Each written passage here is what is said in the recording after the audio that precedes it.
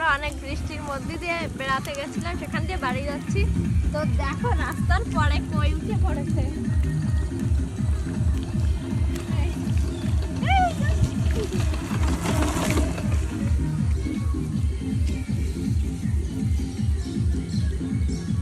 তো এখান থেকে রাস্তার পরে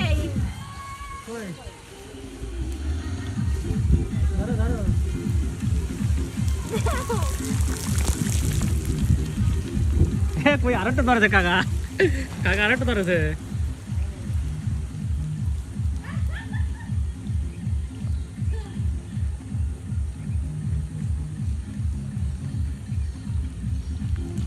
তো বন্ধুরা সত্যি অসাধারণ একটি পরিবেশ, এখানে সব জায়গায় কই মাছ। আজকে সব নিয়ে যাবো। ওই দেখেন তানিয়া ধরছে,